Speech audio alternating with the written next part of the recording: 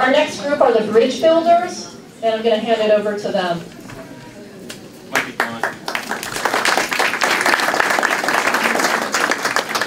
I'm very glad that Laura had an opportunity just to break the ice and let you know that this next subject really does not have a lot of humor to it, so you'll probably see little, if any, humor. Just real quick. Maybe this is the humor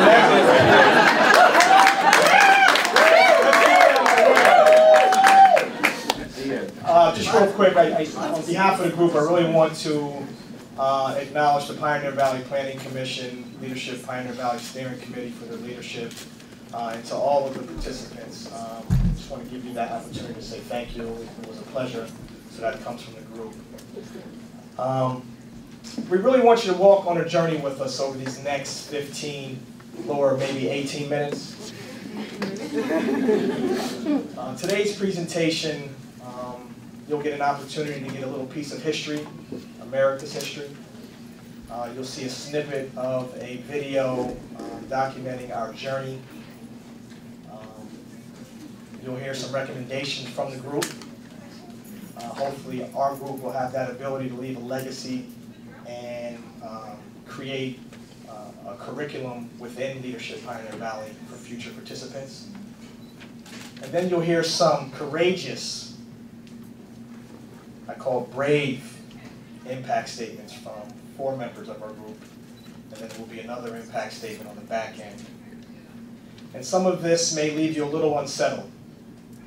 You may move a little around in your seat, you may posture a little bit, but this is reality. And over the last 8 months, this subject has truly inspired us. So what was our task? What was our lab title?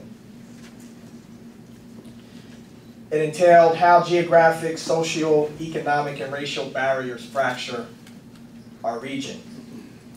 But we realized early on that in order to really tackle this issue, we had to get to the root of it. And the root of it is systemic racism. So we made an effort to go on our own journey, look within, a little bit of emotion along the way, learn from each other, and we decided to bridge that divide. The divide that fractures the regions of the valley. So it is my distinct pleasure to introduce to you the Bridgebuilders. We have Zaida Govan, who is the project coordinator for the Yay Network and in sponsorship with Partners for Healthier Communities.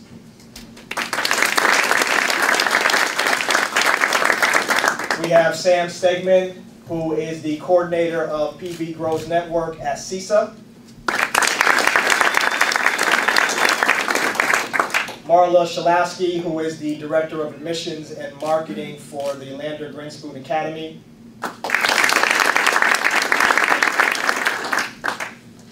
Lori Tanner, who I sometimes confuse with Sarah Tanner. Lori is the Senior Economic Development Policy Analyst at the Pioneer Valley Planning Commission. Jessica Collins is the Director of Special Initiatives at Partners for Healthier Communities. And we have Tony. When we were going through our initial run-through, I called Tony Branford Marsalis by mistake. It's because of his last name. It's Tony Maroulis, and he is the Executive Director of Amherst Area Chamber of Commerce.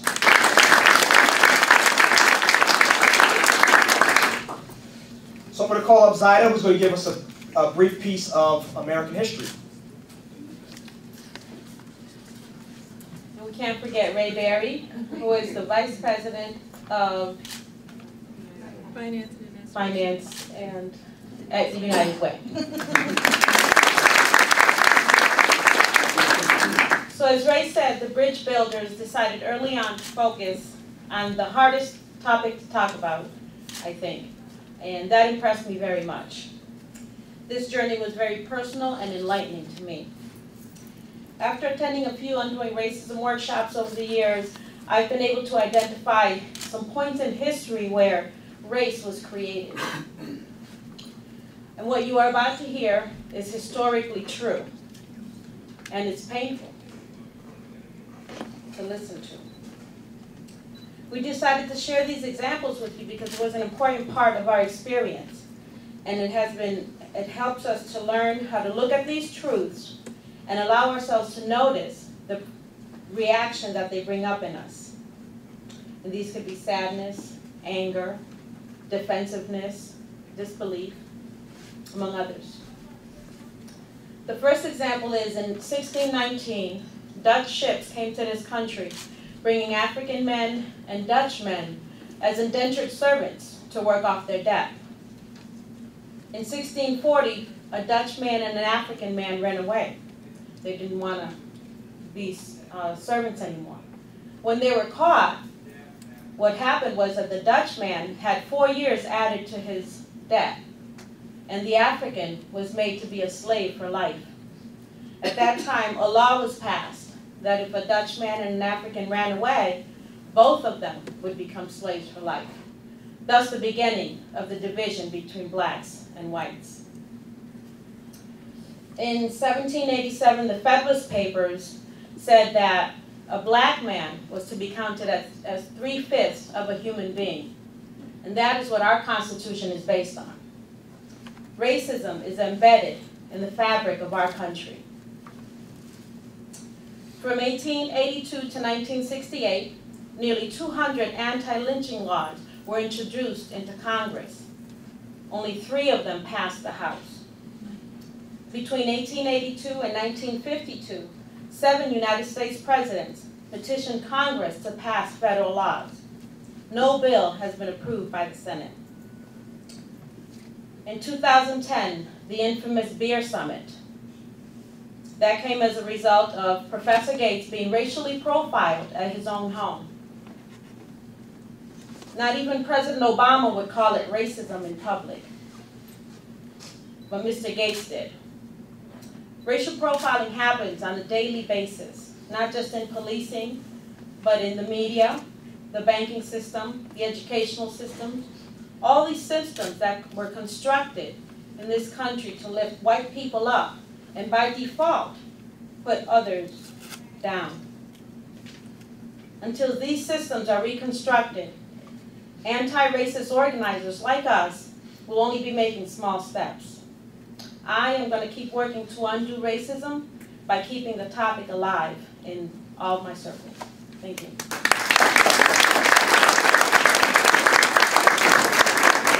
I just want to place emphasis on something that Zaida said. She said that systemic racism is part of the fabric of the United States of America. So that is a tremendous challenge to unweave and reweave for the greater good. Part of our journey was a video. I want to thank Tony for bringing Jim and Kayla to the table. We partnered with Amherst Media, and this video documents some of our journey. This is just a snippet. There will be a full release video within the next several weeks. So we'll entertain you with our video. Thank you. So when I attended the Undoing Racism workshop, this was my 3rd one, and I was very excited at this one to see that there was a very diverse population. There were like professionals from all areas, from community-based agencies. There were white people, black people, Latino people, men, women, and people who I think were in a position to make some real changes in agencies, which I think is very exciting. I was looking forward to it. I was really looking forward to it because we've come together as a group, the 7 of us, and we have all different racial backgrounds and class backgrounds and other backgrounds. And we want to talk about race. That became clear at the beginning. That was the one thing we wanted to focus on. And yet every time we started to talk about it, we realized we're in over our heads in terms of like facilitating a conversation, a safe conversation where people can be really honest. We didn't find we could do that ourselves. And so as a result, we kept pulling back from the real meat of the conversation, the reason we're all there. So to have an external facilitator, two of them, that know this stuff, and that could guide us through and say, we're gonna make sure everybody's gonna be safe. That was appealing. They would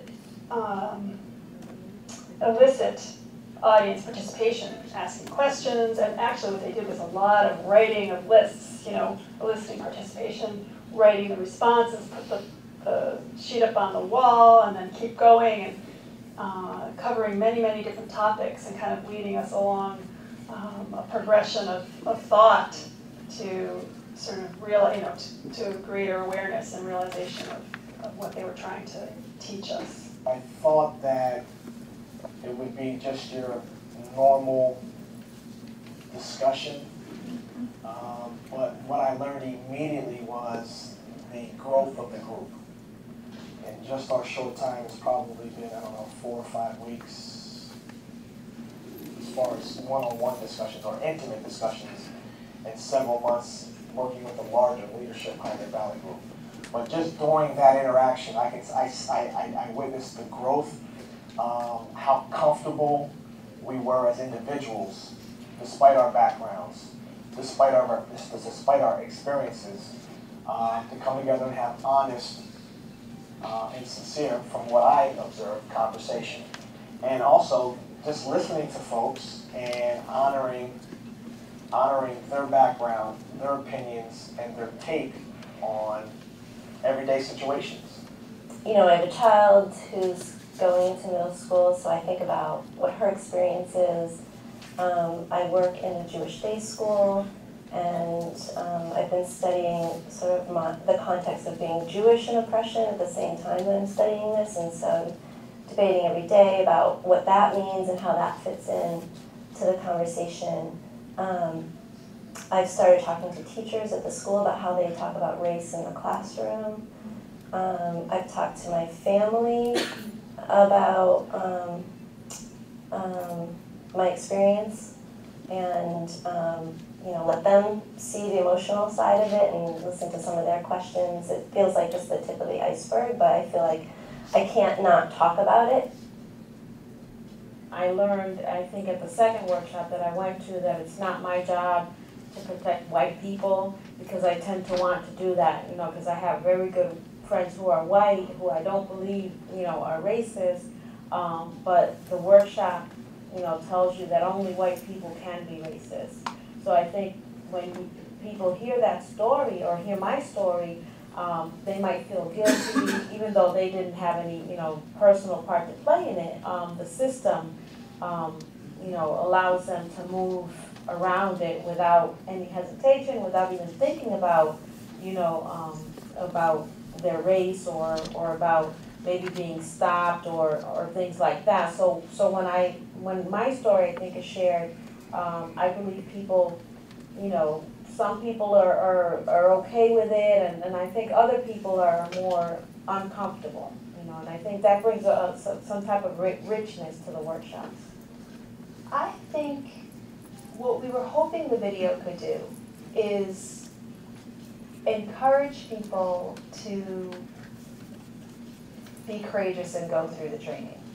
To even first one, know about the training, and then two, dare themselves to go through the training. Because I think what many of us have decided that have been through the training is it's, like I said, like changing. And so if you could bring that to scale and get people up and down the Pioneer Valley, a real big cohort of people up and down the Pioneer Valley go through this 2.5-day training, and have everyone come out and realize that individual acts of kindness are important, but also aware of how they play into, systems that are just built on one group of people doing better than another group of people, then that could have a profound impact on our region if we create, generations of people that are aware of this. So I think that was the hope, that the video would spread the word and, share our own personal stories, and that people would be moved to do it themselves.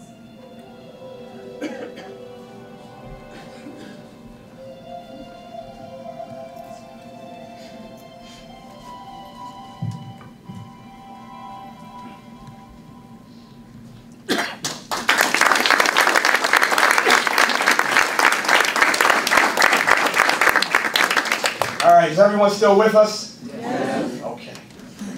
Because I want you to continue to walk on this journey with us. So every day, every morning we get up and what do? We get ourselves together and we look in the mirror, right? And we see that reflection. And we've all played this experiment when you take another mirror and if you hold it the right way, you can see multiple images of yourself. But as the images get smaller and smaller, it becomes more distorted. So that's like racism and systematic racism. You know it's there, but you really can't put your hands around it. It's not like you can go outside, dig up a tree, put it on the table, and try to eradicate all of the mess, right? So this next piece is the impact piece where you'll hear from 4 folks and you'll hear what they learned in some of their journey. And the reason why I labeled it as impact, because I really want you to hear what they have to say. It's not easy for them to stand in front of you, all of you, to express what they have to express. But it's from the heart. And again, it was part of this process and part of our journey. So continue to walk with us.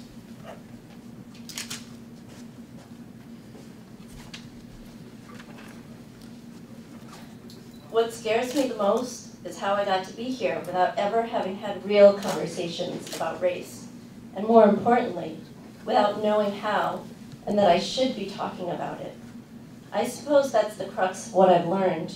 I own the privilege of not having to think about it. I've spent my life defending my Jewishness in our dominant Christian culture. But before this experience, I had never equated the Jews' assimilation and loss of culture with a historical and systematic move towards white privilege. This threatened loss of culture, this idea of becoming invisible for the sake of fitting into a privileged way of being, this denial of oneself and one's history, no one should have to make that sacrifice. And yet my family followed the norm of their time. Immigrants wanting to fit in took the opportunities they were presented with and didn't look back. But now I'm looking back and starting to understand. Not long ago, someone of power opened that door of opportunity and let the Jew in, while the door remained closed to people of color. Now I'm thinking about it, and what am I doing differently? I'm looking critically at the world around me, at education, at media, at my community, and my family, and I'm talking out loud about what I see.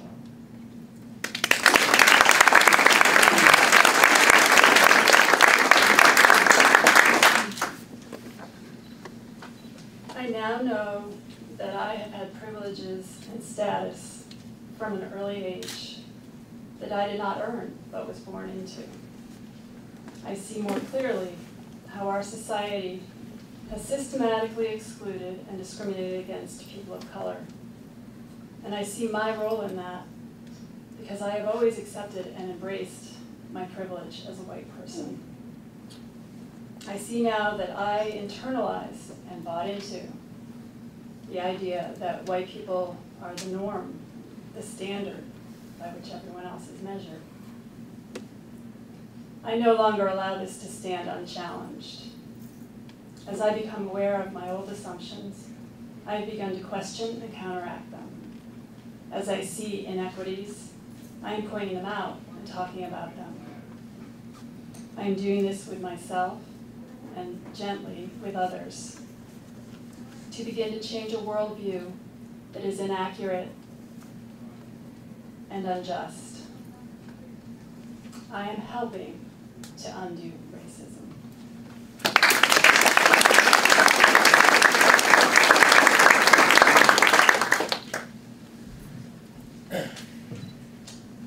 I grew up interacting almost entirely with white people, and I have, for the most part, recreated that in my adult life, where I choose to live, where I work, and where my children go to school. And so, as Lori mentioned, one of the benefits of white privilege has been the privilege to not think about it.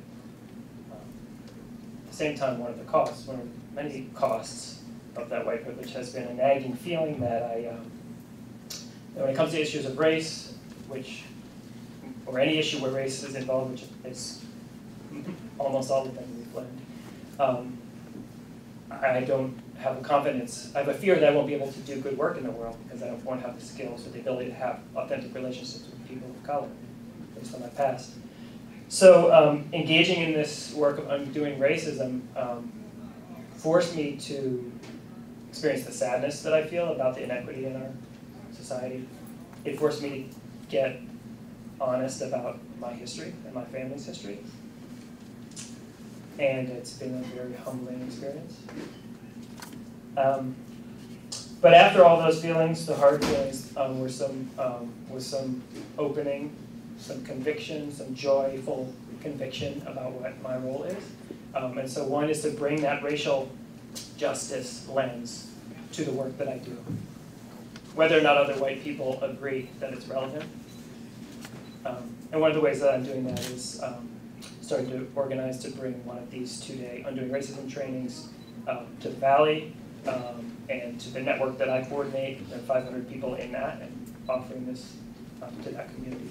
And so the last thing I want to say is that I wonder, when I ask myself, do I have the courage to do this and stick with it? Can I stick with it for the long haul? It's my companions in this group that have been showing me that I can.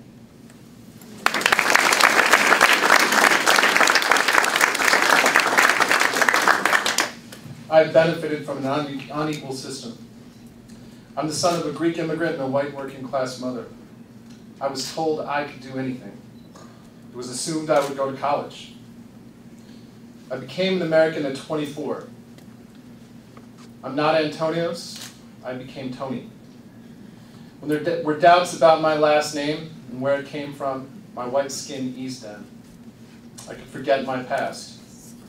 I can fake it with the best of them. I could be one of them. I receive the benefit of doubt. It is assumed I am responsible. It is assumed I'm capable.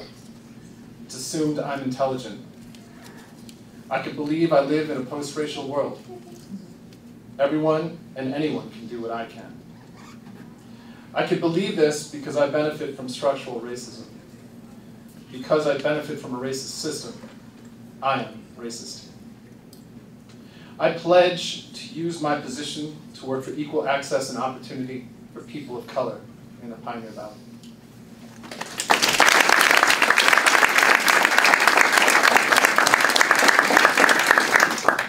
Every time I hear the impact statements, it leaves me with a swell of emotion.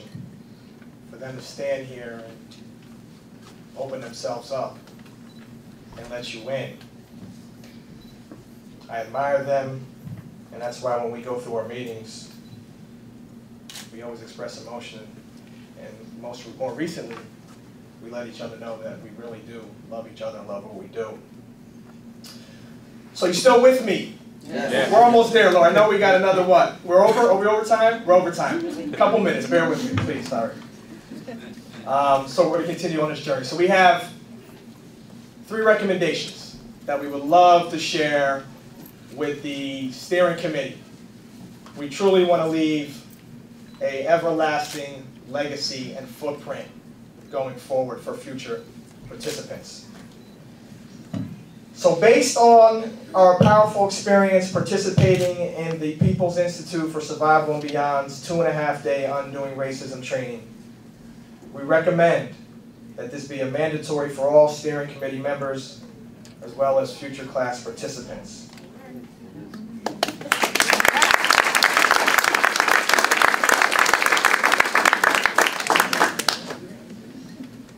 We recommend that for the LPV field days, touring and listening to leaders around our region, a minimum of 50% of people speaking on panels reflect the diversity of the class presenters who are people of color. Yeah. You say.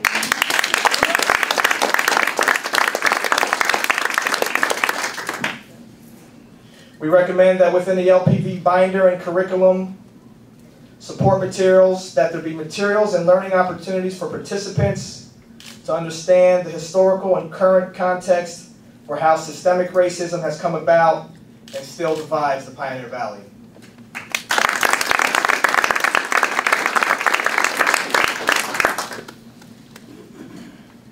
Our retreat, lobbying.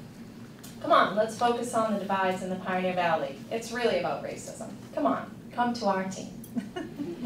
Initial reactions from some of us, fear, anger, resistance. We reached out to each other, strangers. We listened and were inspired when we heard of other leaders were taking action. We chose to focus on ourselves, to open ourselves up, to expose our fears, childhood memories, hopes for our children's future. We invited Amherst Media to film us. We invited Undoing Racism Organizing Committee to educate us, and we promised we'd journal at home in quiet. We talked, we cried, we laughed, we encouraged each other, and some modeled the way, some empowered us, and some inspired our hearts. We started to learn that it was bigger than ourselves. We learned that there were systems put in place, and we learned that some of us were racists. We learned that some of us were part of every dominant domain in American society, and we learned that many of us had given up our own culture to become white, and we learned that some of us would never be able to do that. We learned that all of us could be gatekeepers. We learned that we could be courageous today and tomorrow. We learned that we could teach our kids about systemic racism much younger than we had learned ourselves. And we learned how to forgive ourselves for not being bold when we were young. And we learned to forgive others for being ignorant.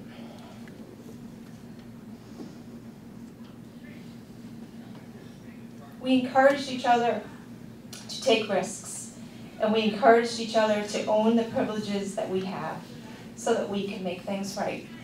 And we are expanding our circle and encouraging you all to take risks with us. We are the Bridgebuilders. Thank you.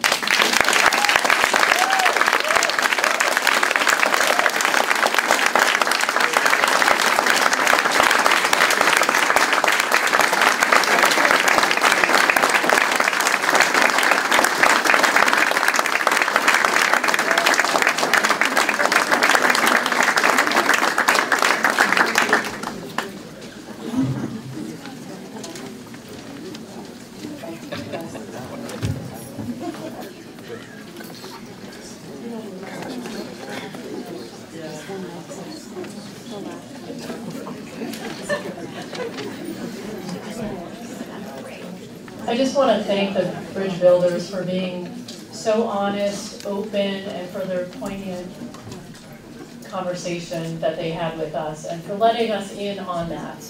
Often these conversations, if they do happen at all, happen somewhere else.